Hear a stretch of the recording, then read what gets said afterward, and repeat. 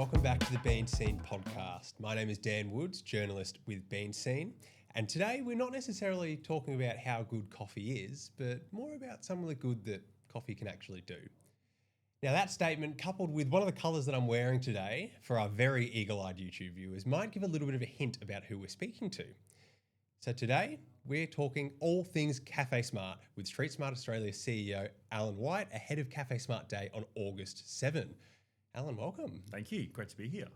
Now, first things first, I have just introduced you as StreetSmart Australia CEO, but obviously we're here to talk about CafeSmart. Can you just tell me a little bit about what StreetSmart Australia is and how CafeSmart actually fits into the wider organisation? Yeah, fantastic. Look, certainly CafeSmart is what we're really well known for. It's a great story about how it came about. But StreetSmart was founded, 23 years ago now, by Adam Robertson. And it was founded off the back of him seeing this need in the local community for fundraising and for organisations to be able to get access to funds to do their critical work really easily and really simply, because often it was really difficult, it was challenging, it was time consuming, and organisations found it really difficult to get access to funds. So StreetSmart was founded by him with this idea that he could actually run fundraising activities and campaigns and then redistribute that money quickly and responsively to organisations in the local area where the money was raised. And so that started 23 years ago with a restaurant-based campaign, so that in line with that idea of hospitality, with a campaign called BeanSmart, where diners in certain restaurants could leave a $2 donation on the bottom of their ticket, and that money would be pooled, collected, and then granted out to local grassroots organisations. 23 years later, we're still doing that type of work, but in a multitude of ways. So we raise funds online, we work with philanthropy, we work with corporate partners to raise funds, run campaigns, build awareness, and actually collect those funds and redistribute them out, often to where the funds were raised. And we even do that now, not just in terms of raising money, but actually raising money for goods and services and material aid. So we now even run a program called Sleep Safe, which raises money around Australia to then redistribute sleep safe kits for people in sort of transitional housing or moving into safe housing for the first time. All of this idea of localized impact, localized fundraising, and localized creation of support for people experiencing homelessness.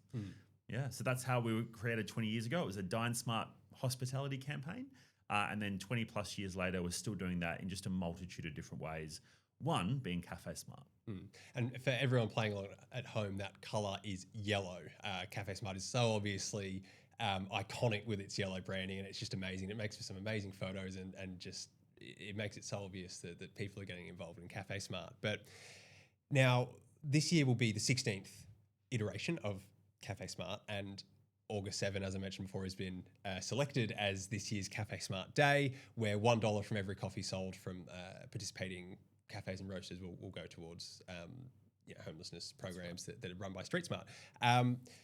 Now, quite simply, how do you actually pick that day, August 7? Because I'd imagine that there's a whole year-long build-up towards CafeSmart Day. How do you decide when that build-up's going to end? Yeah, well, the beauty of it is that as a homelessness organisation, we want to centre our moments, of which CafeSmart is one, around supporting grassroots organisations in the homelessness space. And there's probably no more significant week in Australia to sort of put the spotlight on homelessness in Australia than National Homelessness Week. And so that's where CafeSmart sits. If we want to mobilise people, customers, businesses for good, it's always National Homelessness Week. And we do the Friday because based on all the different cafes we've worked with over the years, I think it's something like almost 3,000 cafes have taken part nationally. Friday is a great day to mobilise the industry. That's amazing. And I mean, we talk about those early days of StreetSmart where it was the $2 sort of donation, and now CafeSmart's the $1 for every coffee. How was that as a vehicle for receiving donations decided on and elected to continue with? Yeah, well, look, I think one of the most interesting things about StreetSmart is we try to be really responsive to community need. And CafeSmart is a really beautiful example of that, because it wasn't the original campaign that founded the organisation, but we knew that model of localisation and mobilisations of funds and then getting them back out into the community really quickly and really transparently was something people loved. And back in 2011, when there was a significant global financial crisis, which obviously impacted multiple industries in Australia. One of those industries that was hit really hard was the hospitality sector. And our founder, Adam, at the time was talking to the sector and getting feedback from them about how they might, alter the campaign to respect the fact that the hospitality sector was having a tough time, but also to keep the campaign going, because when businesses are hit hard, we also know that people who are vulnerable are hit just as hard. And a number of sort of trusted allies to Adam and to StreetSmart said, well, interestingly, people aren't buying as many lunches out and about now. They're sort of bringing the sandwich from home. But the one thing that hasn't changed is people are still buying that coffee or that second coffee in the afternoon. So why don't you do something about cafes and about coffee? And many of the hospitality venues we were working with were actually serving coffee. So they were like, well, we're really keen to get involved. Could this become something? And so off the back of it, in line with this sort of smart mantra, CafeSmart was originated with, a small number of wonderful partners and roasters who said, we can get our cafe networks on board. We believe this could be something. And it became something out of that. And of course, year on year, it's evolved, it's changed. During those years of the pandemic, it had to evolve considerably. But the main thing is it's been a mainstay of the coffee industry here in Australia and been a mainstay of localized grassroots impact. I mean, you mentioned that, I guess, when CafeSmart was born, the global financial crisis was significantly impacting hospitality. And I mean, there are some parallels that can be drawn with the current issues that are facing hospitality in terms of cost pressures and labor pressures and everything that's going on in the world. So, I mean, how powerful do you think it is to be able to see hospitality continue to respond to things like this and still find the time and space in their heart for things like CafeSmart? Well, I think it says two things, because I always have this belief that two things can be true. An industry can be really challenged by the current economic conditions it's faced with, rising costs, challenges around staff, around retention, around foot traffic.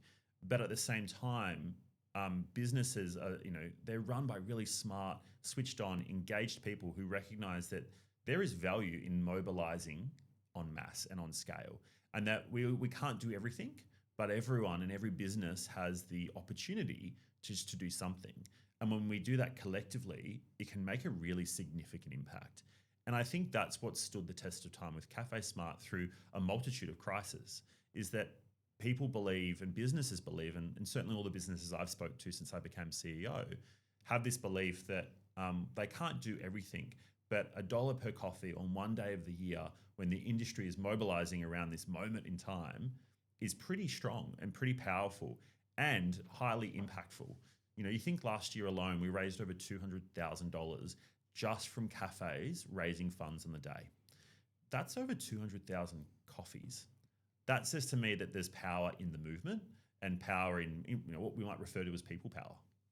I mean, that mention of that $200,000 segues perfectly into my next question, which is some of the figures from last year being pretty incredible. Like you said, $201,000 raised, about 200,000 coffees, which if you just think about it in terms of that number of coffees, it is amazing to actually think of that many coffees being sold and all going towards something that is so, so good. And almost 900 cafes and roasters around Australia are involved. And that money created more than $670,000 in social value. So how is that social value figure, which I pulled from CafeSmart's website, actually figured out?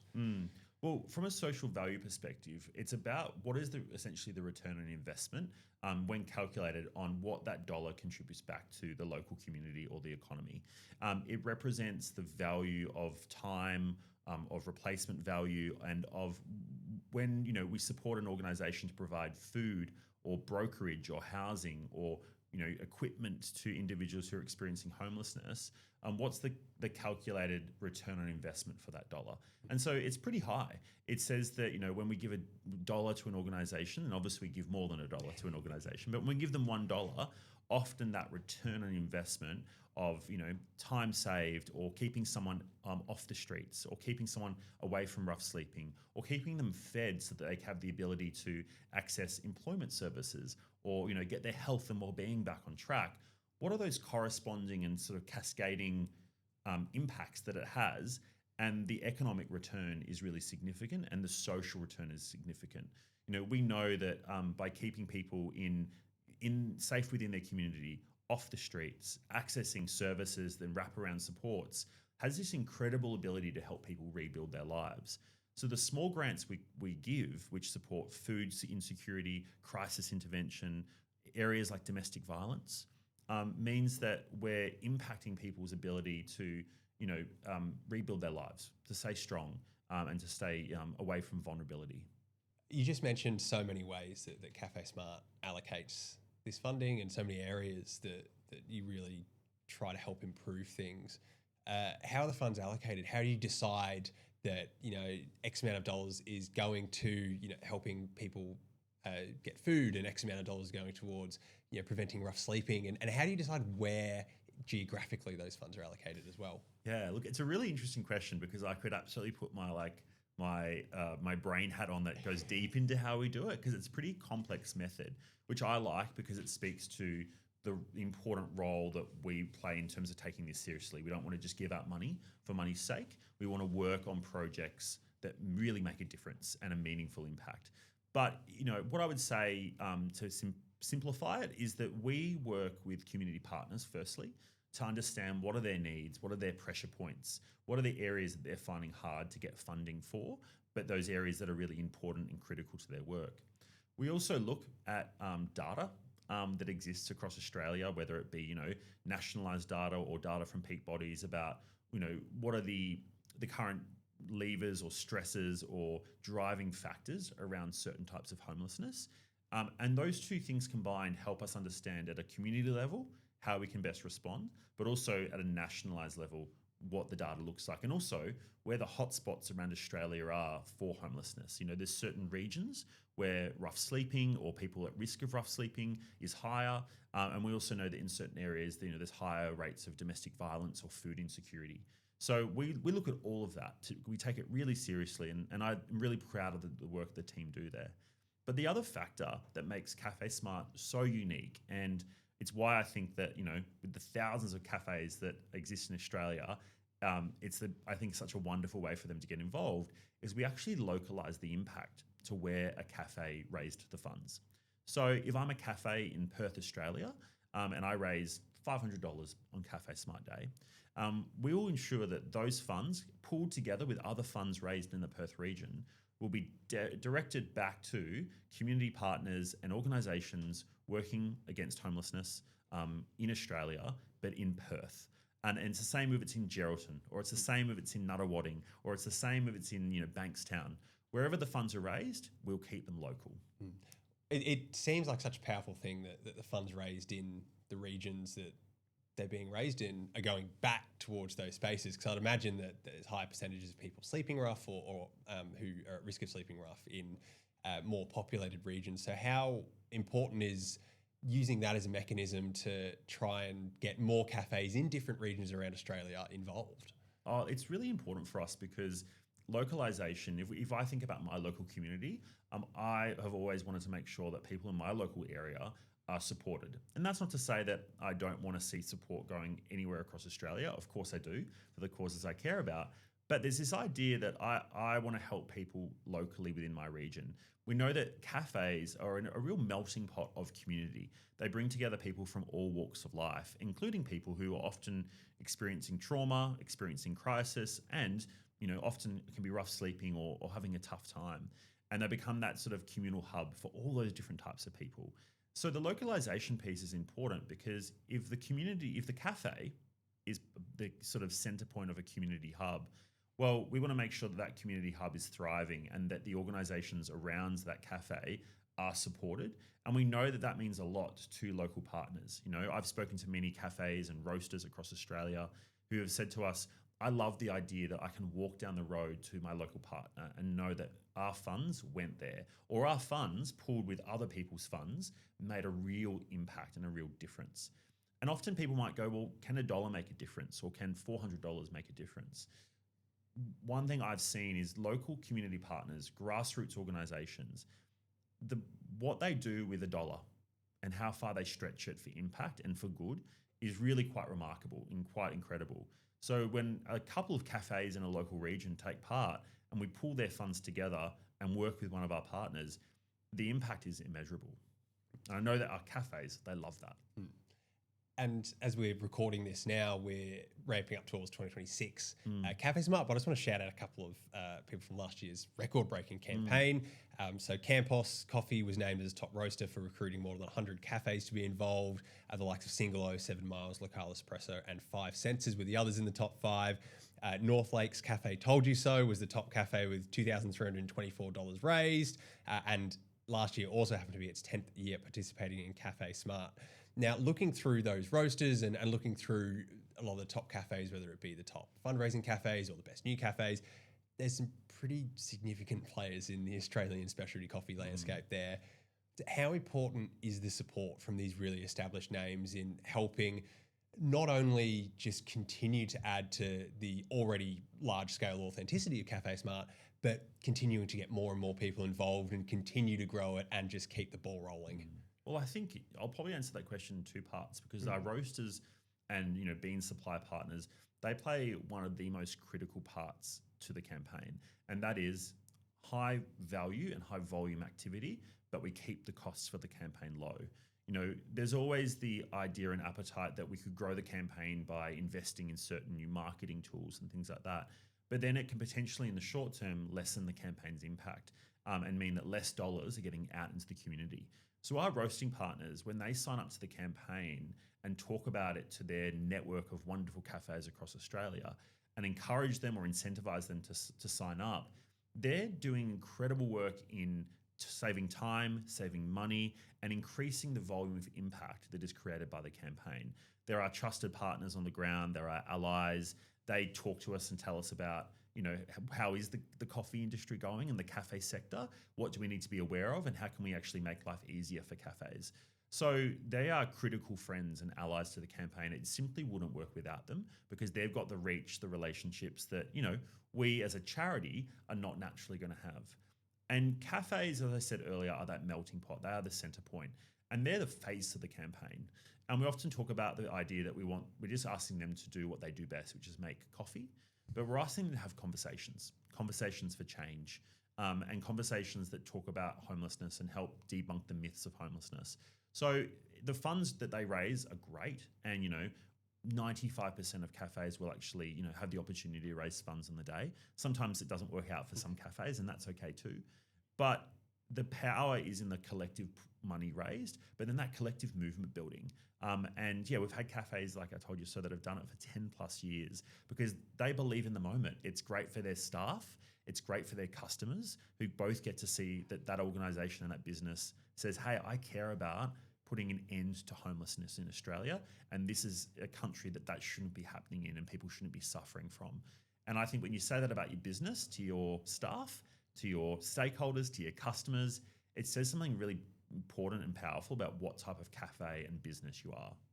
I would imagine it would be incredibly mobilizing for staff to be able to just be involved in something like this. And in all the photos I've seen come out over the years of CafeSmart, the thing that always gets me is one, the amount of people wearing yellow and really getting involved in that side of things, but there's not a single person that looks like they're not enjoying being involved. It always looks so amazing and so joyful that people, through just doing what they're doing in their day-to-day, can actually really make a big difference to people in their lives. It's a lot of fun. And, you mentioned the yellow early on. Like yellow is obviously the signature sort of color and, part of the movement that helps people recognize the campaign.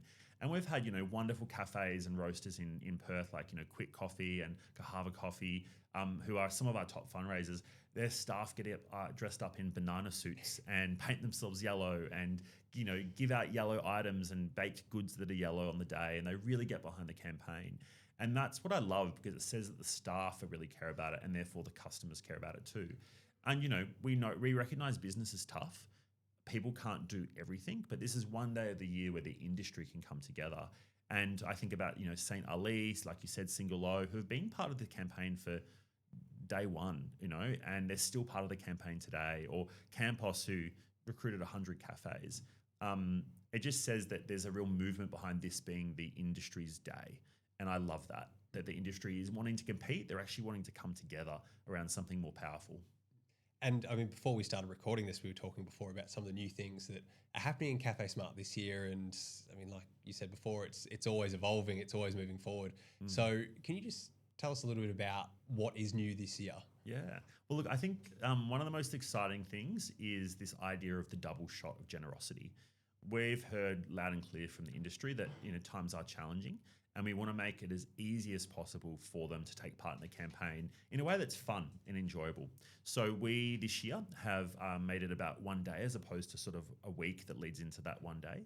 And the idea behind the double shot is that we want cafes to obviously donate $1 per coffee as they have, but we want to utilize the right tools and resources to get them engaging their customers in doubling that dollar, because there's real power in the idea of matching and doubling, because we can scale impact much quicker. So we're going to provide them with new tools, new resources, new kits that help really put that messaging out there, but also make the ask easy, the right technology so that people can tap and go their dollar, can add their dollar or a larger donation. But the idea that they're matching one for one with their cafe who cares about homelessness. We've got a new technology platform this year, which is really exciting. So that again, people can involve their community in the campaign, get them involved in activities that are fun and joyful, raising funds on the day, but also raising awareness. And it's a new tech platform, all based around fundraising and community. So that's really exciting. For the first time, we're investing in a national PR campaign. Something that we believe is important is that we want to drive customers into store. We want more people to go, that's the day to buy my 2 coffees or to buy my multiple coffees. Go out and find a new cafe that we've never heard of before that's taking part in CafeSmart. So a national PR campaign combined with this wonderful map that we put online where you can actually search for a cafe in your local area that's taking part.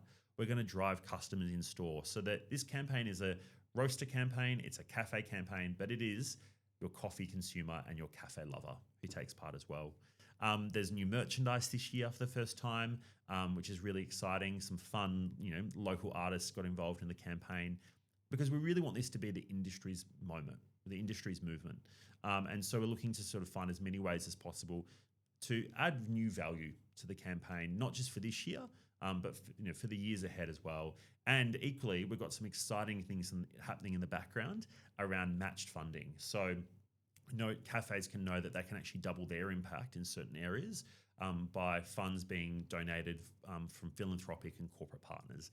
So that's really exciting as well. And we've got the support of our wonderful partners like Lamazocco, Vitasoy, Coffee Tools, Broadsheet, and obviously Prime Creative as well, really helping us push out the message. Well, I mean, it sounds like all those things together, it makes perfect sense as to why the target for donations this year is so much higher than last year's, which was a record-breaking year anyway. So can you just tell us a little bit about that new look target? Yeah, fantastic. This year we're aiming to raise over $300,000 for the campaign. So it is a big step up. But the reason we believe it's possible is that this campaign is beloved by the sector, and the impact it's had in the last 15 years is over $2.5 million raised. So we believe that with the right support, the right tools, we can achieve that, and getting more and more people involved in the campaign. 2 things I would say as well is that we wish that things like this in a way didn't have to exist, but they do, because homelessness is getting worse in Australia. A lot of homelessness is hidden, where people may be sleeping rough, but it's not visible, in couches, in cars, sleeping between friends' places. So we know the need is there. So therefore, we have to reach for the stars to make sure that we can have the biggest possible impact at a grassroots, localized level. So, that's why I think that target is absolutely achievable and possible, because we must. If we don't, less people are helped. So it's really important we get there. Yeah. And just to, I guess, take a step back from CafeSmart, obviously in the build up towards us having this conversation now, I was looking at CafeSmart, I was doing a little bit of a LinkedIn stalk as well, and found myself on your profile, and there were 2 things that really stood out to me. One, we went to the same high school. Did we? Yep. Shout out any Southwood boys that may be listening. Oh, and the other thing that caught my eye was just one term that was obsessed with the non-profit sector. how did that obsession with helping others and being involved in the non-profit space for you begin, and how has it evolved over your years in working in non-profits? Yeah, great question. For me, I was at university, had no semblance of understanding of what a non-profit career could look like, and in fact, I wanted to be a lawyer. And parts of me still do this sometimes to practice, but I had this idea that I was going to have a corporate career, and that's what I would do. I'd make a lot of money, hopefully, and that would be done with it. But then I had actually, funnily enough, an experience in a local First Nations community up in Western Australia, and it was a really profound experience. I was inspired by it. I had a newfound respect for some of the challenges that our First Nations people experience, but also the resilience they have. And again, what people do, the amazing things people can do with, sometimes very little. And it inspired me to start to think about how I could support that local community. But it also started to get me thinking about how I could support my local community where I went to university at the time. And when I realized that there was something really powerful about that, the idea of mobilization of funds, mobilization of people to make really big impact in a way that often, governments or policy holders or power holders can't, but at a community level, we can take action and we can do good work. And I loved it. And so I looked for a career in it. I was really fortunate that someone took a chance on me, 17 years ago now. And it's been my entire career ever since. I've worked in large organizations. I've worked in, small organizations like StreetSmart, but I believe in the power of good no matter where you work. But it's the idea of mobilizing community that sort of gets me going, because the more people that care about things that matter, the more change we can make at all sort of layers of society. I mean, given that, 17-year background in non-profits, what have you found that's special about StreetSmart and about CafeSmart and just about the space, the hospitality space in which we all operate in? Having worked in large organisations where I've been raising funds for those organisations or working with government and power holders to sort of believe in their work, there is a beauty to what large organisations can achieve. Don't get me wrong.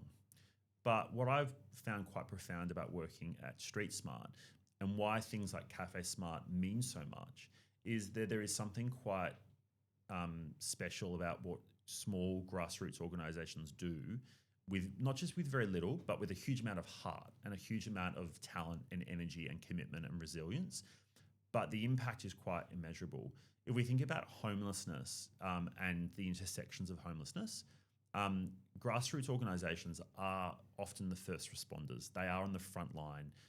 Community, neighbourhood community centres, shelters, refuges, food centres. They are where people go to first for assistance because they're localised. You might know the people there, and it's a friendly face.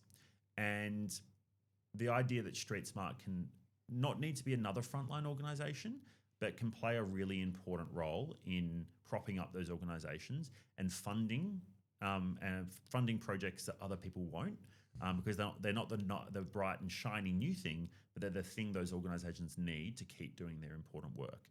That's why we exist, and it's why our campaigns like CafeSmart exist, so people can put food on the table, they can put a roof over their heads, and hopefully they can help rebuild their lives. I mean, quite simply, whether it be 2026, 2027, 2028, however long into the future you want to look, how can people get involved? Yeah. For us, if you believe in that homelessness shouldn't exist in Australia, if you care about making sure that more people at a grassroots level are supported, and you believe that any donation or any act of service or volunteering or support can help, reach out to us, connect to our work, because I can guarantee you we're probably funding it. We're probably supporting it. We see ourselves as a intermediary organisation. We want to get funding out to community as quickly as possible. And people go, well, why wouldn't I just donate it to that organisation? And it's a really good question. When you engage with StreetSmart, you're engaging with a network of 1,250 community partners that we have provided funding to, supported their projects, given them advice, or we've actually provided material aid to them, which we know is so critical and important through our Sleep Safe program. So when you engage us, when you give to us, when you partner with us, it's an access to a network of 1,200 plus organisations doing incredible work, First Nations organisations, women's domestic violence organisations and family violence, food security, crisis intervention, drug and alcohol rehabilitation, all of the gamuts that make up the experience of someone in need, we're there for. So it's a really exciting organisation. It's why I donate to the organisation myself. Yeah. And something that I really like asking, I guess, is the final real question of these discussions is, if, you know, I was sitting here as a cafe owner or as a barista or a coffee roaster, and you could give me one piece of advice on really starting my own journey into getting involved with community and trying to help out the people around me and you know, use my coffee as a vehicle to do good, how do I get started? How do I just take that first step onto that hopefully long journey? Yeah. I think the best example I can give you is actually, and I won't name their name just to respect their privacy, but a barista and cafe owner that I have once spoken to last year in relation to the campaign, who they themselves experienced homelessness at one point in time, and then they were at risk of homelessness. And now they have their own business with a business partner. They are a barista, they are a lover of coffee.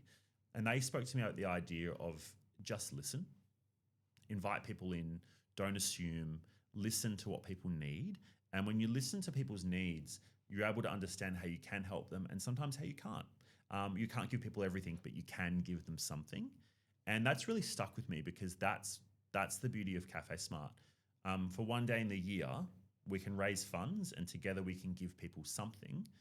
We may not be able to give them everything, but we can help a life, help save a life, help make a life easier, for thousands and thousands of people. So when we think there's the social impact numbers, there's the money raised, there's the number of organizations supported in their projects, we can help someone simply through a coffee. And they said that to me, and I thought, well, it doesn't get any more truer than that. Yeah.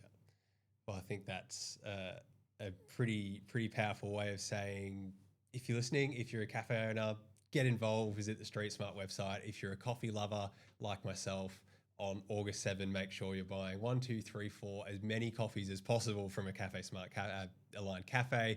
Send your friends there, send your colleagues there. Alan, thank you so much for giving me some of your time today, and I'm really looking forward to continuing to support CafeSmart, hopefully long into the future. Amazing. Thank you. And listeners, you can stay in touch with the BeanScene Podcast on Spotify, Apple Podcasts, and on YouTube. And don't forget to follow our socials at BeanScene Mag. We're also in print every couple of months. See you next time.